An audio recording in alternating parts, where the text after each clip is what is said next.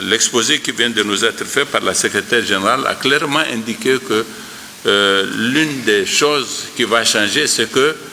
dans la mesure où nous sommes un pays tributaire d'un secteur primaire important, agricole, élevage, les établissements de formation professionnelle et d'enseignement technique seront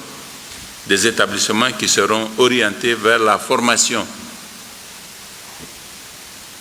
en vue d'utiliser les produits dans le secteur de l'agriculture et de l'élevage. Ça va être notre philosophie. Nous allons, de propos délibérés, procéder à des orientations dans ce sens-là. Et ce sera les premières allocations budgétaires que nous ferons. Nous avons décidé de nous concentrer, d'avoir un lycée d'enseignement professionnel, technique professionnel par région, de le construire chaque année un établissement par région, le construire, l'équiper et assurer une formation du personnel d'enseignement et d'encadrement pertinent à même de faire en sorte que justement ce dispositif serve à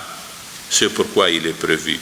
Nous avons aussi prévu un certain nombre de CFPT par région chaque année. Nous avons prévu un certain nombre de CET par région et nous avons prévu aussi une formation qui passe par un établissement de formation dans le domaine de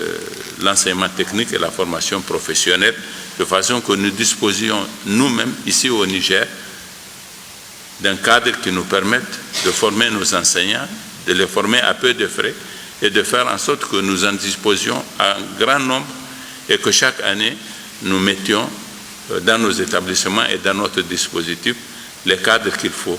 pour justement faire en sorte que ces établissements et ces dispositifs fonctionnent convenablement et rationnellement. Voilà donc les idées que je reprends, que j'extrais de l'exposé qui vient de nous être fait par Madame la Secrétaire Générale pour que nos partenaires